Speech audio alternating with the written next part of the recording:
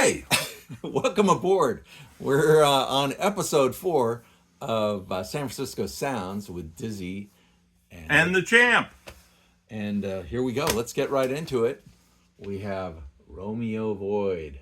Now, this is one I have feeling Dizzy doesn't know a lot about. So, Romeo Void was Deborah Ayal and Peter Woods and Benjamin Bassi, Larry Carter, and Frank Zinkarovich. I probably totally destroyed those names, but 1981, they toured on the West Coast a lot. I remember them coming along, hitting Olympia, and nothing goes through Olympia, but I think they came there as well, and never say never. Champ, I think I can help you here. Oh wow! This is an admission by Dizzy here right now. Do you know, it's like my ears shut down like in 1983.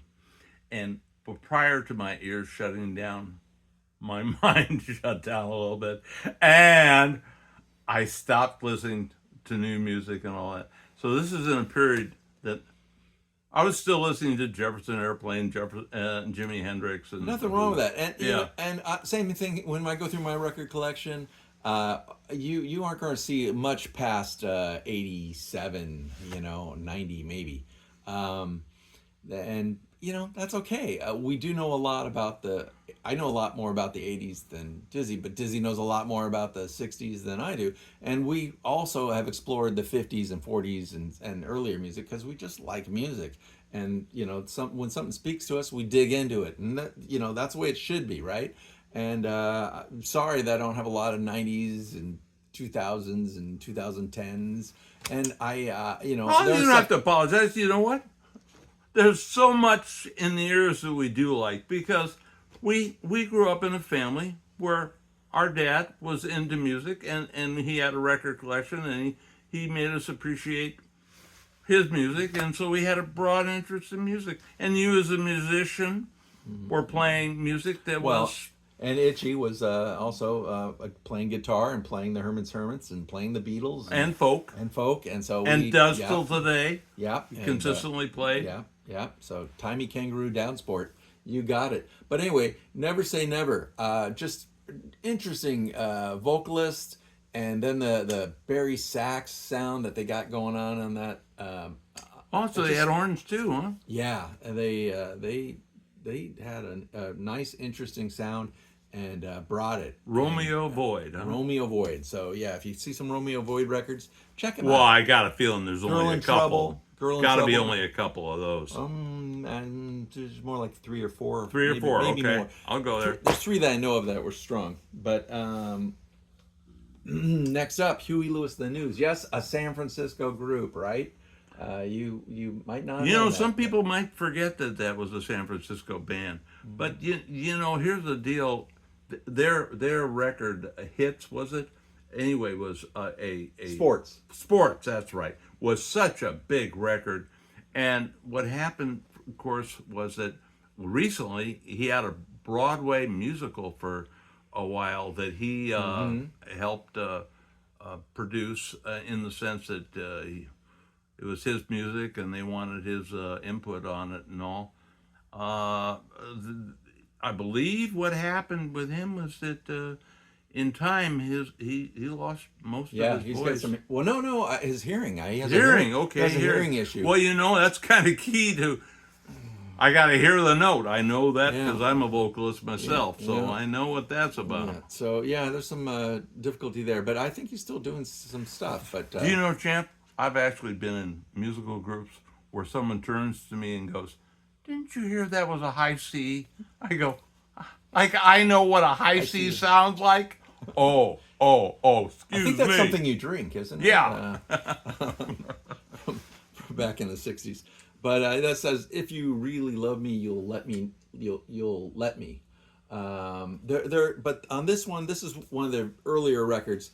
It doesn't have a lot of hits on it. But and here's something, since we see that it has the sales code on it. The UPC. Yeah, that this band is a little bit out of my ballpark. A little later. That's okay. They weren't in ballrooms and. How about this one? Do you know anything about Lynn County? County? Yeah. This is a band based with a booming. What's the organ? B12. Oh, B3. B3. A No, little too you high. Get a B12 shot. That's Yeah. a different deal. Anyway, Lynn Might need County one of those was a little an later. organ-based band, and the organist was the Kind of like Lee Michaels. vocalist. Oh yeah, yeah. that. That's a good example. Very good. I Champ, don't know. you pulled that one out, Well, man. once in a while. That's exactly it. Kind of a Lee Lynn County Michaels song. was a solid band. Really, never really got much attention in San Francisco and all. Looks like it was a 4-member band, and Yeah, it looks like 5 to me. 5. 5, yeah. Oh, that's right. There's a guy there buried in some kind of picture in the Yeah, middle. sorry, we'll let you see the picture. Yeah. There you go. So there's the band. Yeah. Proud Flesh Go ahead. Soothsayers. Let's read the title of the titles? songs. Yeah. Protect and Serve Bad Things. Fast Days. I like Protect and Serve is a 14-minute and 15-second song. And then Fast Days, which wasn't really that fast, 6 minutes and 47 seconds. And the other side is Think, Lower Lemons, Moon Food, Cave Song. Well, here's what I can tell from hearing these titles is they didn't get much radio play, and without radio play in those days, you're going to be stuck really in San Francisco. You're not going to get on a bus or any plane or get anybody in other cities to book you. And I don't think they ever toured really. They were in San Francisco. They had a following in San Francisco. They got an album out. I don't think there's anything but this album that ever got produced. And like I say, I And enjoyed Shorty the band. Rogers did the arrangements. Shorty Rogers. I mean, that's Very a good, pretty, yeah. Jazz trumpeter. Jazz trumpeter, yeah. Yeah. So Well, it shows that it's not 3-chord music or anything like that. And any guy that can play and write music based on the organ is a talented musician. and Rick Griffin gets a credit here for lettering. So the lettering was done by the famous poster Psychedelic, artist, yeah.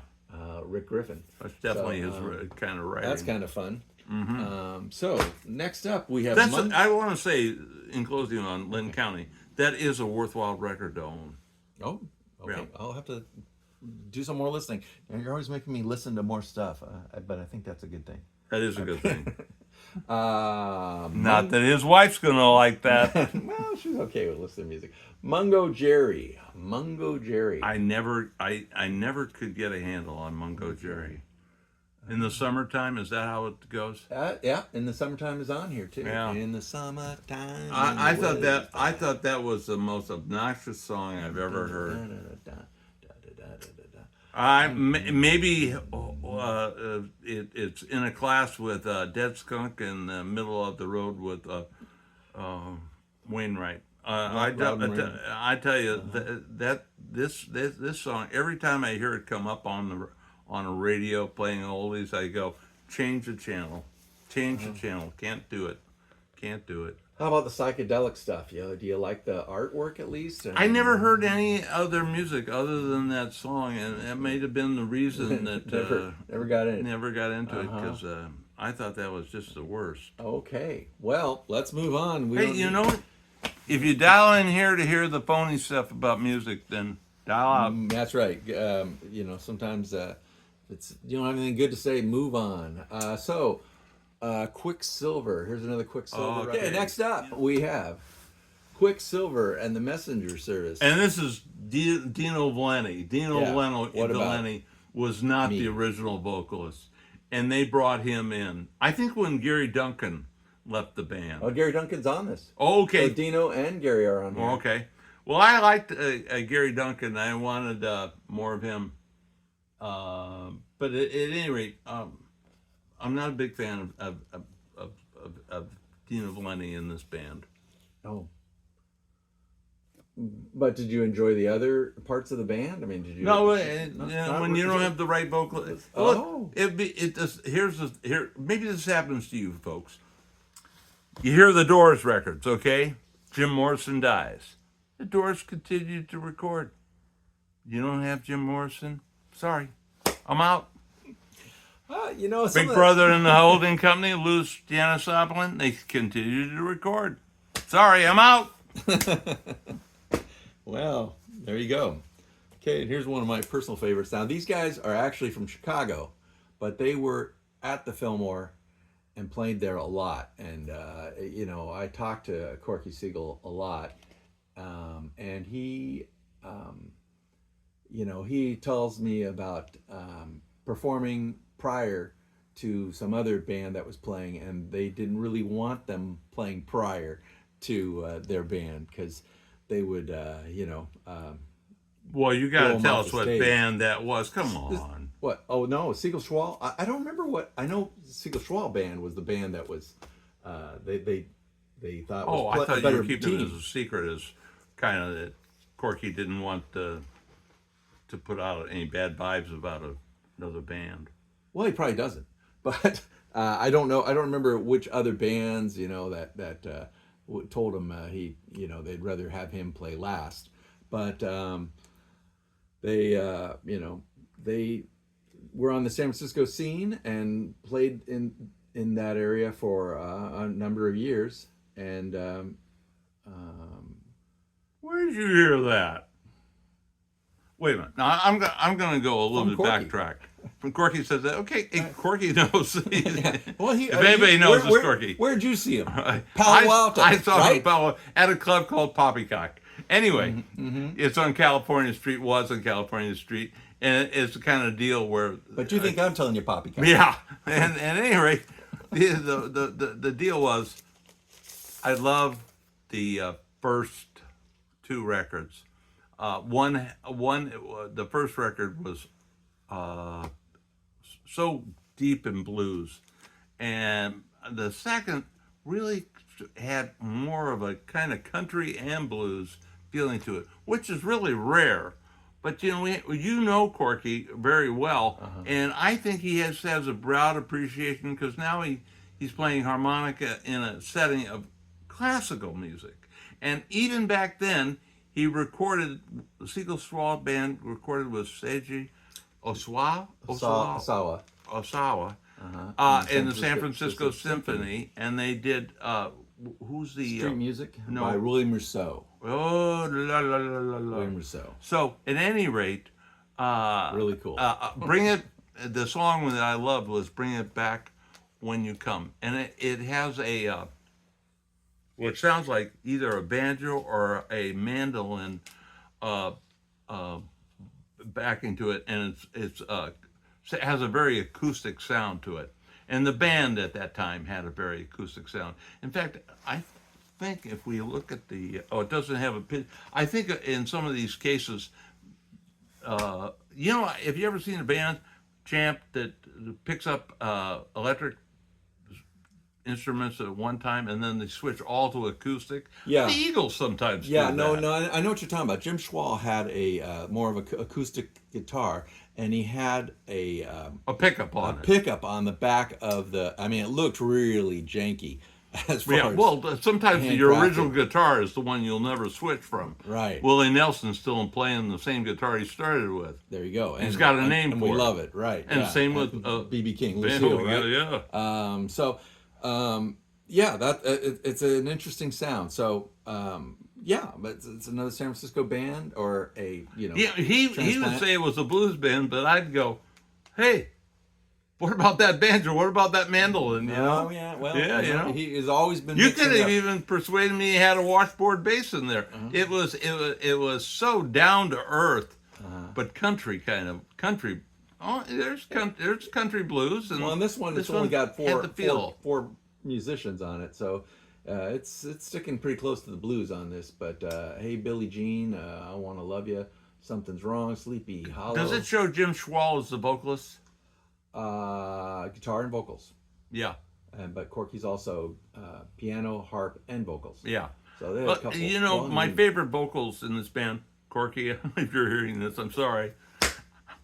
Jim Schwal, I love that man's voice. Well, I'm sure he would probably tell Now, you he you loved know, it too. I'll have to admit, sometimes when I hear a band play, I don't try and jump to the album and figure out which band member is singing, you know. Right. But I do know, because I saw him live, that when I saw Jim Schwal singing, bring it back when you come. I was like overwhelmed. I said, "This guy's got the goods, so you can deliver." I'm happy. Well, from listening to Corky and knowing that Jim had a bit of a drinking issue, he put up with a lot of stuff. Hey, to come keep on, him you going. That's at least if he didn't get to the big H heroin, you were doing something during those days. It's a good point. Good Good point. You were playing nightclub after nightclub on a tour, and you didn't get an alcohol problem. Am I missing Win. something It's a here? win. Goal. All right. Well, And you may have been given free drinks. Oh, all right. Well, that's having owned a restaurant, I know how free drinks can go. okay. Well, that's the end of episode 4 of San Francisco Sounds. I hope you enjoyed Hey, it. that was fun. All right. Champ, another hit. All right. Catch you next time.